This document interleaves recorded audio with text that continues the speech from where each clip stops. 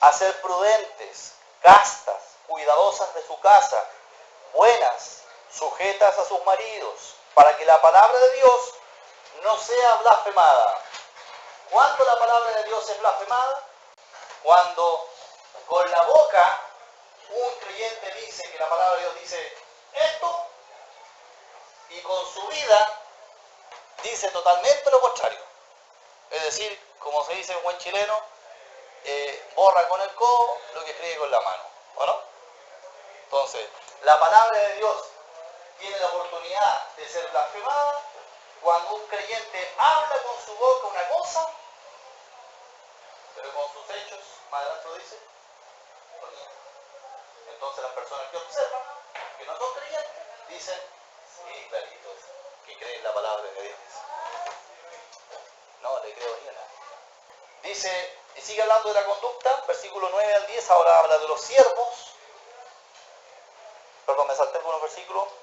Versículo 7, 6, exhorta a sí mismo a los jóvenes que sean prudentes.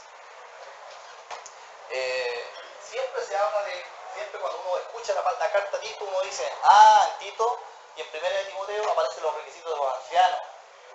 Eso. Ahí está el resumen de la carta. ¿Ya? No, hermano, no ese es el resumen de la carta de Tito ni de Timoteo. Yo diría que el resumen de la carta de Tito está, podríamos decir, ahí salen los requisitos de la conducta de todo cristiano, partiendo por los ancianos. Ahí está la carta de Tito. El requisito de las conductas de los cristianos que se dicen ser cristianos, que profesan con su boca una doctrina que han creído y que por tanto su conducta debe ser consecuente.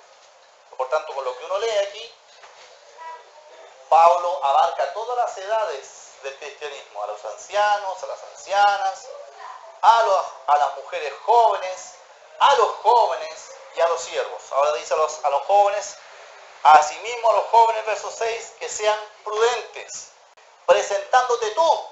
Fíjense, uno dice, uno nunca debe ser autorreferente, uno nunca debe andar uno poniéndose como ejemplo las cosas. ¿Y qué le dice Pablo a Tito aquí? Presentándote tú como ejemplo. En eso consiste el carácter cristiano. El cristiano debe ser capaz de ponerse de ejemplo en algunos aspectos del carácter cristiano. Y eso no es orgullo, no es pedantería, no es altivez, sino que es reconocer que Cristo está obrando en mí, como dice el coro, y ha transformado ciertas áreas de mi carácter y las ha moldeado de acuerdo a lo que la Biblia dice. No soy perfecto, pero hay áreas de mi carácter que están moldeadas y tú, querido hermano, haces bien en mirar mi ejemplo. Eso está diciendo aquí. Entonces la pregunta es, ¿qué aspecto de tu carácter, siendo un cristiano ya de bastante tiempo, eres capaz de presentarlo como ejemplo, así, abierto, público? Como Pablo decía, aprender, ¿cómo dijo? Seguir mi ejemplo y el ejemplo que observan en mí, algo así dijo. A Pablo le dijo, a Tito le dice, presentándote tú como ejemplo de buenas obras, en la enseñanza mostrando integridad, seriedad, palabra sana, ¿y qué más? ¿Qué quiere decir que a una persona sea irreprochable con las palabras que habla? Quiere decir de que no lo pueden apuntar. Este habla, pero no vive como habla. No, él dice palabra sana e irreprochable. Preséntate tú, Tito. Imagínense el gorila que le puso encima Pablo a Tito. Preséntate tú como ejemplo. Más adelante vamos a ver los requisitos de los ancianos y habla sobre los hijos de los ancianos. El cristiano debe estar en condiciones de ponerse como ejemplo, sin ninguna altivez, sino que simplemente decir, yo digo que creo esto respecto al carácter cristiano y mi carácter en la práctica, en la realidad, se apega a eso. No se apega al 100%, pero busca tiende a pegarse a lo que estoy diciendo con mi boca. Dice, palabra sana, dice el verso 8, e irreprochable, de modo que el adversario se avergüence. Por el otro lado, dice que los que no lo hacen, dan la oportunidad de que la palabra de Dios sea blasfemada. Pero los que sí lo hacen y se ponen como ejemplos porque lo están haciendo, dice que le dan la oportunidad al adversario de que se avergüence de decir que la palabra de Dios no vale nada.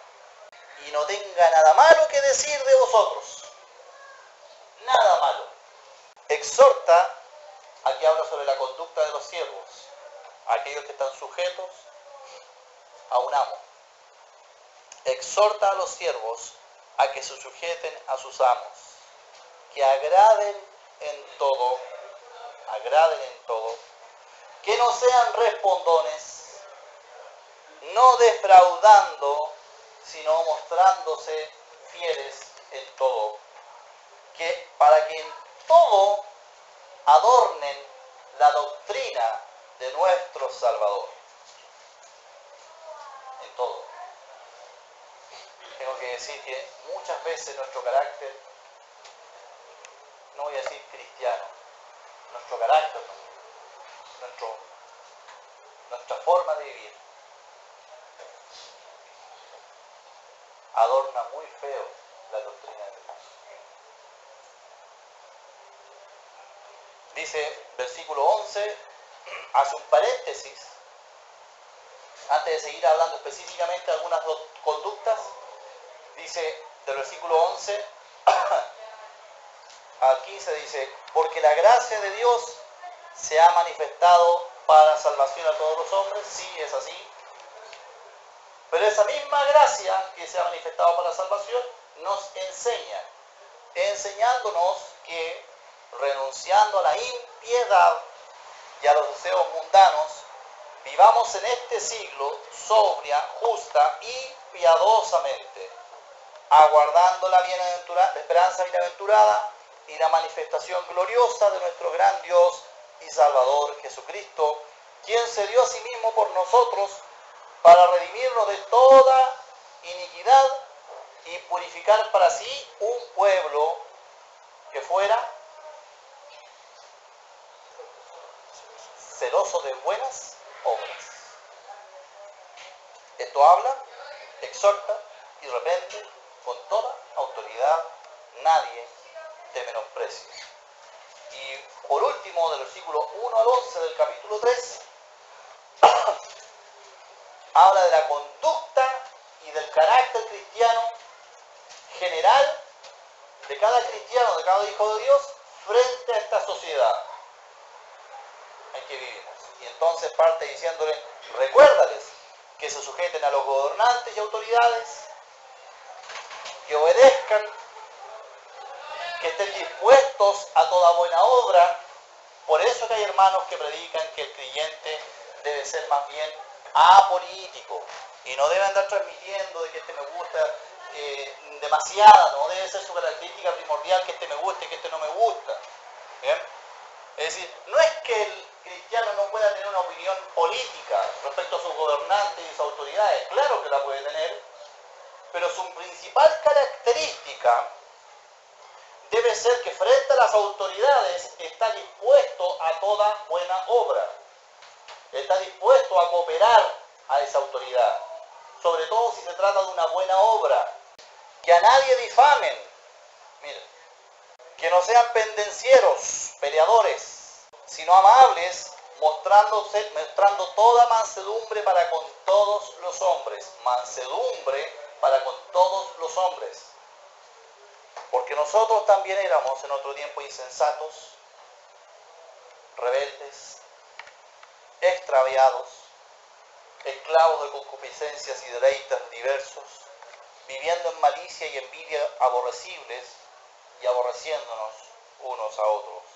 Pero cuando se manifestó la bondad de Dios nuestro Salvador y su amor para con los hombres, nos salvó no por obra de justicia que nosotros hubiéramos, como nos refriega por nuestra conciencia, cómo hemos sido salvos. y por tanto cuánta misericordia debemos mostrar en nuestro carácter. Versículo 6, el cual derramó en nosotros abundantemente por Jesucristo nuestro Salvador, para que justificados por su gracia viniésemos a ser herederos conforme a la esperanza de la vida eterna. Palabra fiel es esta, y en estas cosas quiero que insistas con firmeza. Para los que creen en Dios, procuren ocuparse en buenas obras. Estas cosas son buenas y útiles a los hombres, pero evita las cuestiones necias y genealogías y peleas y contenciones y discusiones acerca de la ley, porque son vanas y sin provecho. Al hombre que cause divisiones después de una y otra amonestación, deséchalo. Eso quiere decir, no sigas lidiando con él, no sigas peleando con él, no te sigas entrometiendo y enredándote en peleas con esa persona. Deséchalo. Sabiendo que el tal se ha pervertido y peca y está condenado por su propio juicio. Dice el versículo 14, aprendan también los nuestros a ocuparse en buenas obras para los casos de necesidad, para que no sean sin fruto. Muy bien. Así que ese es el contexto general de esta carta. ¿De qué trata Tito entonces? ¿Alex? De la conducta del creyente. De eso trata Tito. Y en ese contexto parte su primera parte del capítulo 1 hablando de los requisitos de los ancianos. No son requisitos generales de los ancianos, son requisitos en su conducta. No habla de la vida espiritual de los ancianos, no habla de la vida de oración de los ancianos, no habla de la vida no, habla de su conducta. Porque el problema aquí es la conducta del cristiano en general.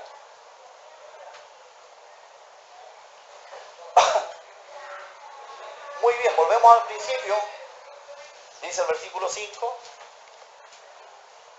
Por esta causa te dejé en Creta, para que corrigieses lo deficiente y establecieses ancianos en cada ciudad, así como yo te mandé.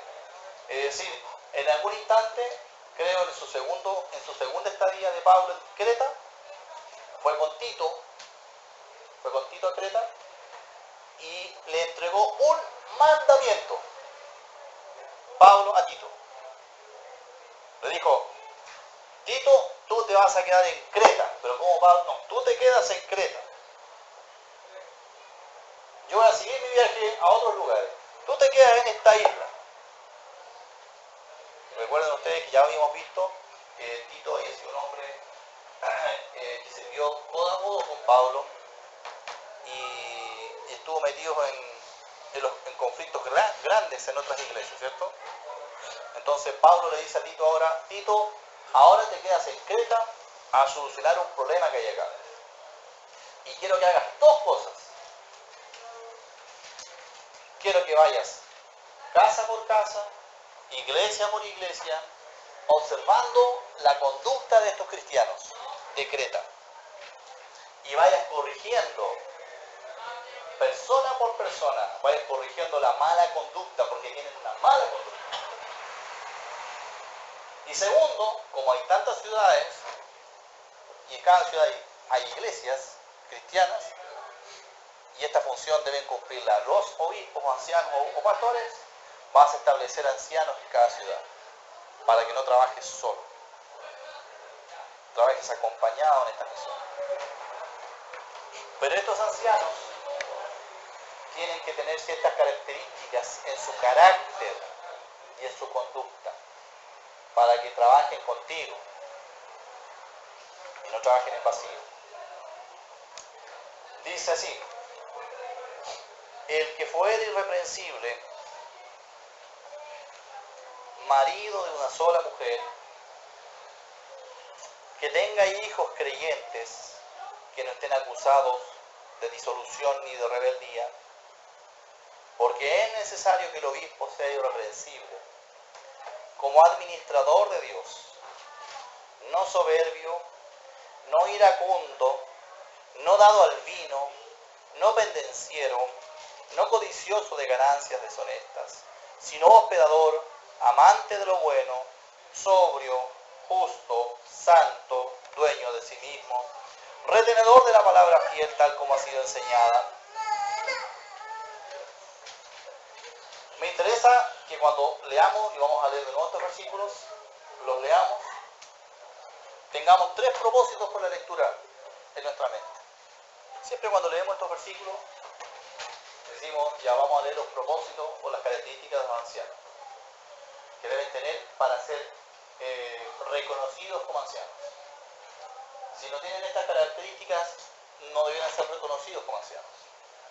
Pero vamos a poner tres propósitos de la lectura.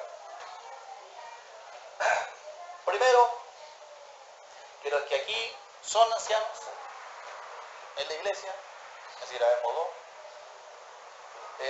nos examinemos a la luz de estas características. Dos, que los que en su corazón, siendo cristianos, tienen el anhelo algún día de cumplir ese rol, examinen su carácter cristiano a la luz de estas características. Y tercero, que todo cristiano en general examine su carácter a la luz de este perfil. Porque si Pablo le puso estas características a un líder, es porque son las características esperadas del carácter de todo cristiano. Pablo, mejor dicho, Dios no tiene dos estándares de carácter cristiano en su iglesia. Un estándar para los líderes y otro estándar para el resto de la gente. Tiene un solo estándar. Y lo declara para los ancianos porque son los líderes. Y deben ser ejemplos de carácter cristiano. Para que los demás también tengan ese carácter. Así que cuando leamos de nuevo esto que dice aquí, léalo de esas tres maneras. Primero, los que ya lo son. Segundo, los que algún día desean serlo, el que anhela obispado. Y tercero, el creyente en general. Estas características deben estar apropiadas en tu carácter y en tu conducta cristiana.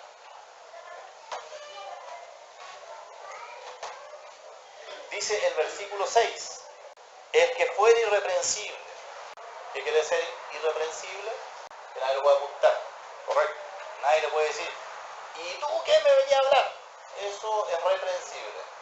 ¿Ah? Irreprensible es que cuando alguien le va a hacer así, el dedito no lo puede apuntar. ¿Ah?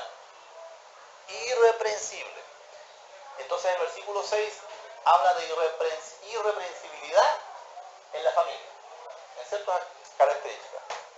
Fue irreprensible, marido de una sola mujer, tenga hijos creyentes que no estén acusados de disolución ni de rebeldía. Ya vamos a hablar en detalle de esto. Pero este versículo 6 habla de la familia.